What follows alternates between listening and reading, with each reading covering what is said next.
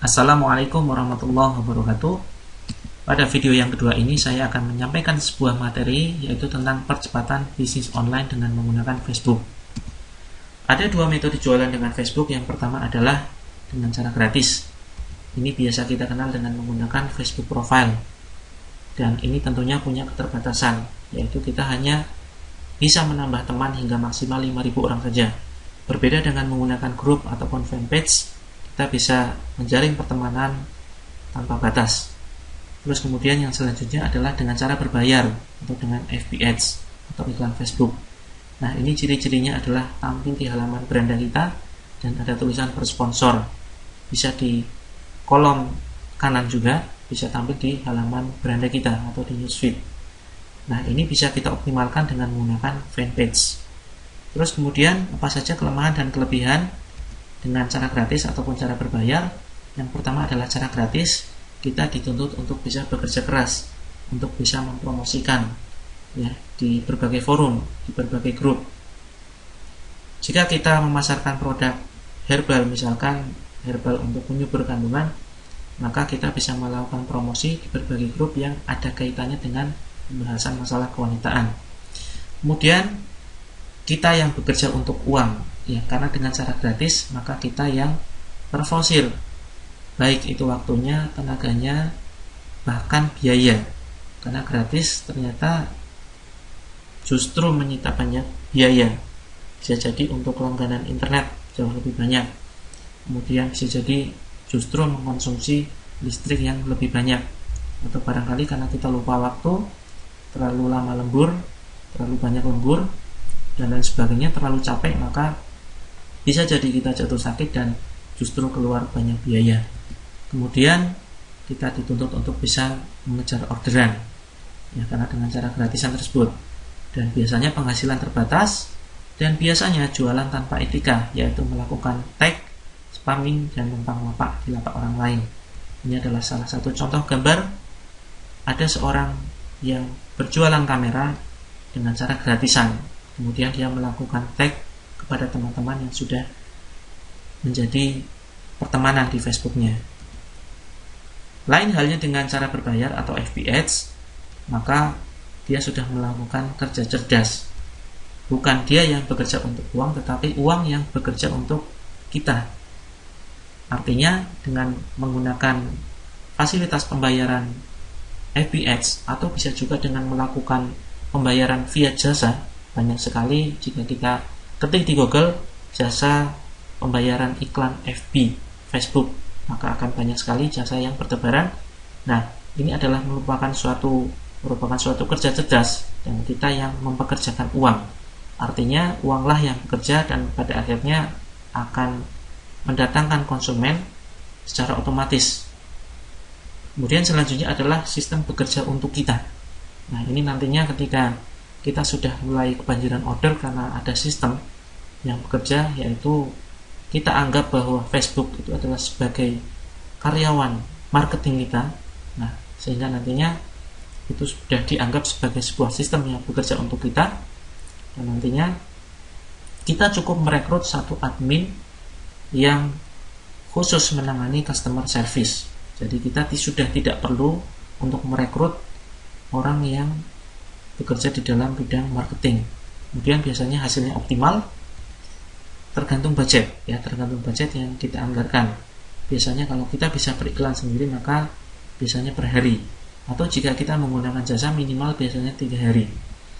Kemudian tergantung pemilihan produk. Pemilihan produk ini bisa kita pilih tergantung besarnya margin profit yang didapatkan. Biasanya selisih antara harga agen dan harga konsumen. Bisa kita pilih produk yang mempunyai keuntungan yang kecil, atau bisa juga kita pilih produk yang mempunyai keuntungan yang besar. Kalau standar saya, keuntungan yang kecil biasanya keuntungannya di bawah 50.000, ya. Walaupun sebetulnya banyak produk yang margin keuntungannya selisih antara harga agen dan harga konsumen di atas Rp100.000. Nah, tentunya ini adalah pemilihan tergantung kriteria kita sendiri. Kemudian selanjutnya tergantung dengan ads image atau gambar yang kita gunakan untuk beriklan. Kalau bisa, saya sarankan gunakanlah gambar-gambar yang memancing perhatian orang, yang unik, yang lucu, yang membuat penasaran. Dan ini secara otomatis akan mendatangkan banyak konsumen. Kemudian tergantung dari ads copy-nya, atau biasa kita kenal dengan copywriting. Ya, ini adalah strategi penulisan iklan yang sebetulnya artikelnya banyak bertebaran di Google, bisa kita cari. Dan ini akan sangat mempengaruhi penjualan. Kemudian tergantung manajemen karyawan. Saran saya, rekrutlah karyawan yang hanya lulusan SMP SMA saja, tidak perlu lulusan pendidikan yang tinggi, S1 misalkan. Kita bisa membuka lowongan pekerjaan dengan memberikan kesempatan bagi mereka yang tidak bisa melanjutkan ke jenjang kuliah. Kemudian tergantung teknik closing. Ini juga banyak artikel bertebaran di Google, banyak sekali teknik-teknik closing untuk meningkatkan penjualan. Selanjutnya, bagaimana teknik mengoptimalkan profit? Yang pertama adalah dengan mengkombinasikan Facebook profile, fanpage, dan group. Ini nantinya akan kita bahas satu persatu. Kemudian selanjutnya adalah beralih kuadran. Ini biasa kita kenal dengan cash flow kuadran. Kemudian gunakan faktor tambah secukupnya dan faktor kali sebanyak mungkin. Ciptakan sistem bisnis yang adil. Mari kita bahas satu persatu. Kombinasikan Facebook, fanpage, dan group. Ini adalah salah satu contoh Facebook yang bisa kita gunakan untuk berjualan. Kita cukup update status yang berkaitan dengan produk kita, tapi jangan selalu update status yang berkaitan dengan jualan. Kombinasikan dengan status-status yang lain yang bermanfaat, misalkan tausiah, kata-kata motivasi, muhasabah, dan lain sebagainya, sehingga teman-teman kita tidak bosan melihat status-status yang kita buat. Dan ini merupakan salah satu contoh grup yang bisa kita kelola untuk kita manfaatkan untuk berjualan. Kita juga bisa memanfaatkan jasa untuk melakukan invite, ya, melakukan invite orang untuk dimasukkan ke dalam grup kita. Kemudian ini adalah salah satu fanpage yang bisa kita gunakan untuk promosi. Ini juga kita bisa optimalkan dengan cara berbayar. Kita bisa manfaatkan jasa iklan FB Ads yang banyak bertebaran di Google. Kemudian cara meningkatkan profit selanjutnya adalah dengan cash flow kuadran dengan beralih kuadran. Jika kita tidak memiliki modal untuk beriklan, kita bisa mulai dengan bekerja di sebuah perusahaan. Saat itulah posisi kita adalah seorang employee atau seorang pekerja. Kita bekerja, kemudian kita tekan pengeluaran kita, kemudian kita tabung, dan kita targetkan kapan kita akan keluar dari perusahaan. Selanjutnya, kemudian kita targetkan kapan kita memiliki dan membangun sebuah bisnis. Misalkan kita dari tabungan yang sudah kita tabung sekian lama, kita mempunyai tabungan 10 juta misalkan. Kemudian ciptakan aset. Ya, ciptakan aset, misalkan kita membuka sebuah bisnis laundry misalkan. Nah, lalu gunakan uang tersebut untuk membuka bisnis laundry dengan untuk membeli peralatannya. Atau barangkali yang cukup relevan di dalam dunia internet marketing, bisa jadi kita membuka jasa percetakan. Ya, jasa percetakan tentunya tidak butuh banyak modal. Asetnya adalah aset komputer. Ya, kita membeli komputer atau kita membeli BlackBerry misalkan. Nah, ini merupakan sebuah aset yang bisa kita optimalkan. Nah, kemudian kita belajar membangun bisnis dengan memulai mempelajari teknik marketing, kemudian mulai dengan mempekerjakan diri sendiri. Kita tidak perlu merekrut karyawan pada awalnya, cukup kita mempekerjakan diri sendiri, kita promosi di mana-mana, baik dengan cara gratisan ataupun dengan cara berbayar. Nah, kemudian hasilnya sebagian kita tabung. Nah, suatu saat kita sudah mulai kebanjiran order, maka saat inilah kita bisa putuskan untuk merekrut satu karyawan, dan saat inilah kita menjadi seorang business owner atau pemilik bisnis. Rekrut karyawan, kemudian tingkatkan omset dengan mulai menambah fanpage, kemudian buka cabang, dan perbaiki manajemen. Kemudian langkah terakhir adalah sebagai investor. Ketika kita memiliki tabungan yang semakin menumpuk, maka investasikan di bisnis lain. Misalkan contoh sederhana adalah kita bisa mempertimbangkan untuk berinvestasi emas, kemudian investasi properti, dan setelah itu barulah kita nikmati hasilnya.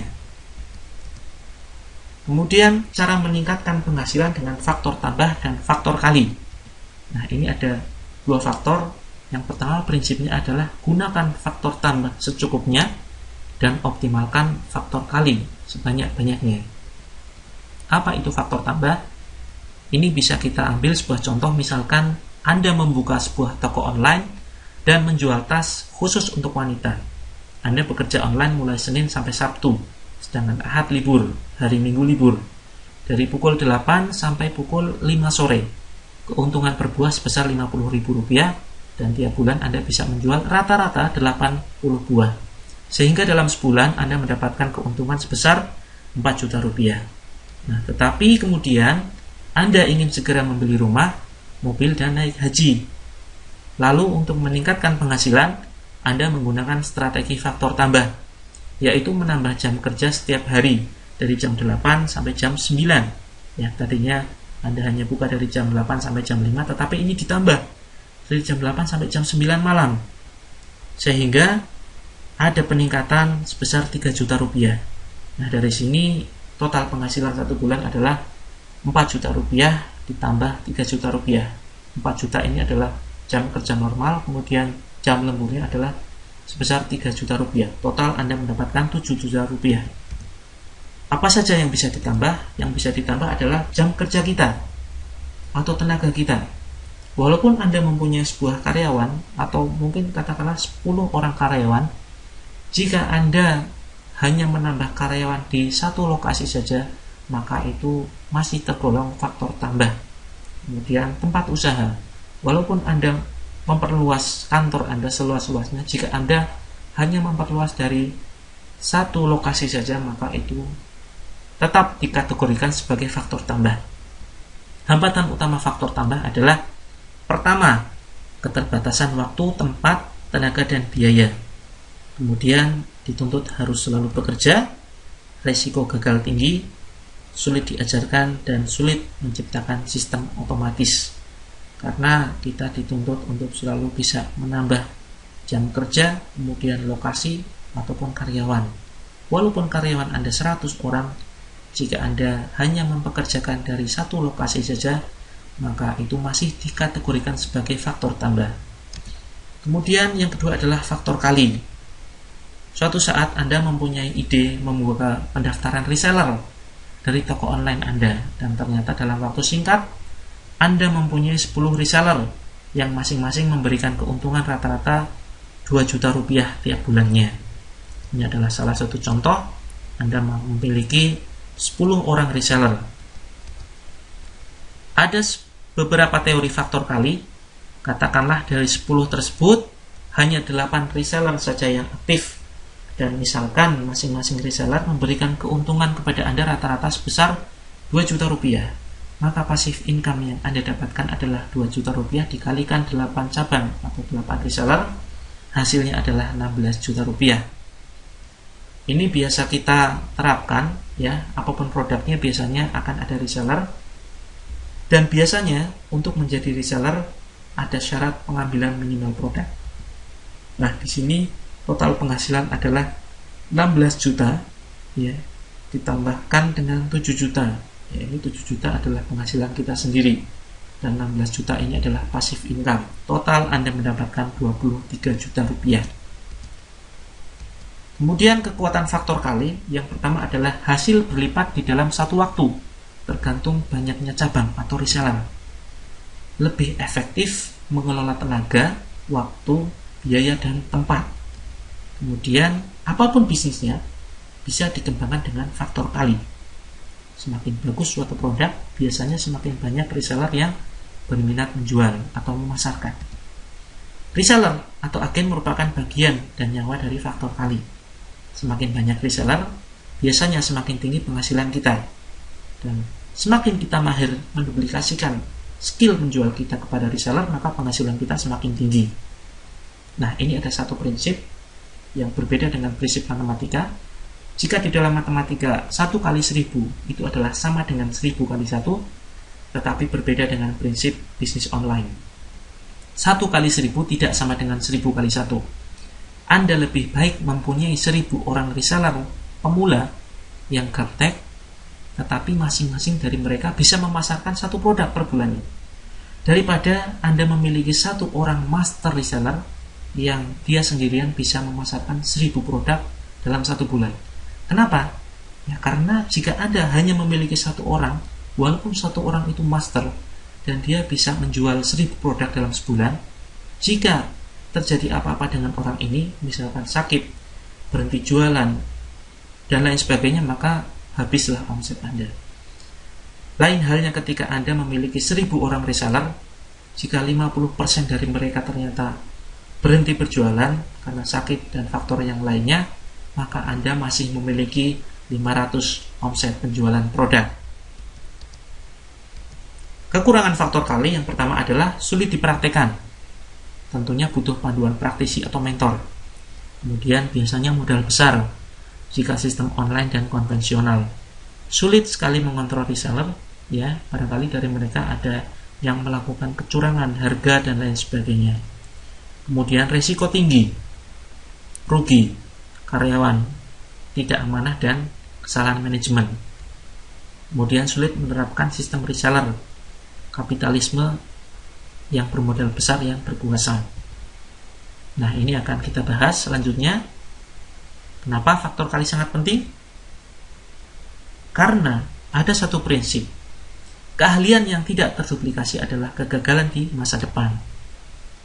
Seahli dan sepintar apapun Anda dalam dunia internet marketing, jika Anda tidak bisa menduplikasikan keahlian atau skill Anda, maka penghasilan Anda sangat terbatas. Bisa jadi semakin lama omset Anda akan semakin turun.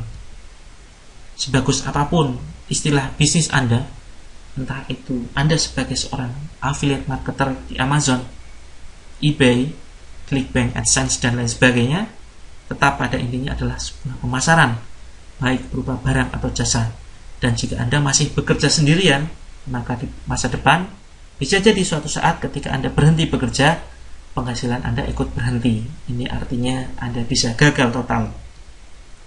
Misalkan ini ada sebuah contoh kasus jika saat ini Anda sudah berprofesi sebagai seorang reseller atau affiliate marketer. Anda menjual sebuah produk dari perusahaan yang harganya ditetapkan Rp200.000. Kemudian Anda menjadi agen yang pertama kali bergabung misalkan. Kemudian karena modal Anda terbatas, maka Anda hanya dikenakan diskon Rp50.000 dan Anda mendapatkan harga Rp150.000. Kemudian Anda menjual kepada konsumen dengan prinsip Anda sendiri. Anda tidak perlu mengambil untung banyak-banyak, yang penting laris, yang penting perputaran modalnya cepat. Anda cukup menjual Rp170.000 dan kemudian konsumen ini ternyata merasakan produk yang Anda jual ternyata bagus dan dia berminat juga menjadi seorang reseller. Maka konsumen ini suatu saat menjadi agen 2, agen dari Anda. Karena Anda memahami betul faktor kali, maka Anda mendaftarkan dia sebagai reseller Anda. Kemudian mau tidak mau Anda menaikkan harganya menjadi Rp160.000. Anda mengambil keuntungan Rp10.000 saja. Tetapi sekali mengambil produk atau stok produk, agen 2 ini mungkin stok sekitar 100 produk. Walaupun Anda hanya mendapatkan sedikit keuntungan dari reseller Anda, tetapi mereka mendapatkan syarat minimal pengambilan 100 produk misalkan. Nah, ini tetap saja Anda mendapatkan hasil keuntungan yang optimal dari reseller. Nah, suatu saat agen 2 ini juga memasarkan kepada konsumen. Dia kemudian menetapkan harganya juga memiliki prinsip yang sama dengan Anda. Dia tidak ingin untung terlalu banyak, yang penting laris, yang penting lancar. Kemudian dia menjual dengan harga Rp180.000. Nah, kemudian dari proses menjual ini ada hukum rata-rata. Ketika dia berhasil menjual kepada 100 orang konsumen misalkan, ada salah satu dari mereka yang juga ingin menjual lagi produknya karena merasakan produknya sangat bagus.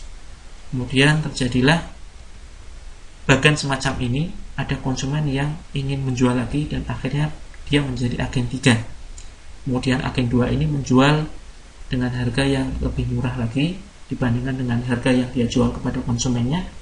Dia naikkan hanya Rp10.000 saja, sehingga agen 2 menjual kepada agen 3 dengan harga Rp170.000. Kemudian agen 3 menjual kepada konsumen dengan harga Rp190.000. Dan seterusnya hingga agen 99. Mungkinkah di sini harganya akan tetap stabil? Saya yakin sampai ke bawah, maka harganya akan semakin naik.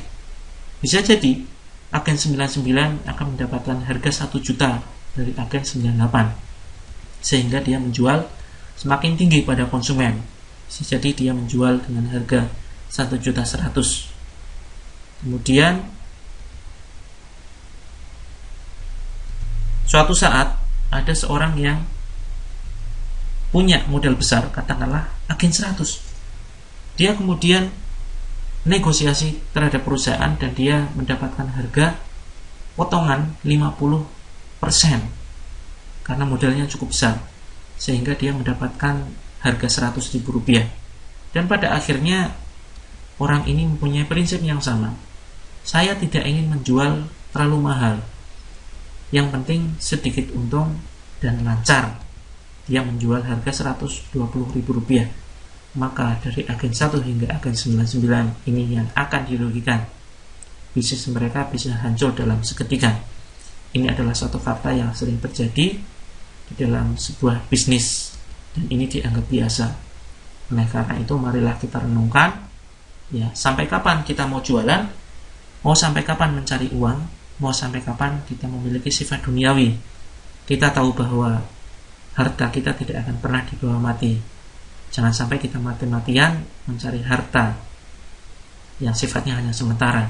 Kemudian sampai kapan Anda harus terus mencari produk berkualitas? Apakah Anda yakin omset penjualan Anda akan terus stabil, bahkan naik?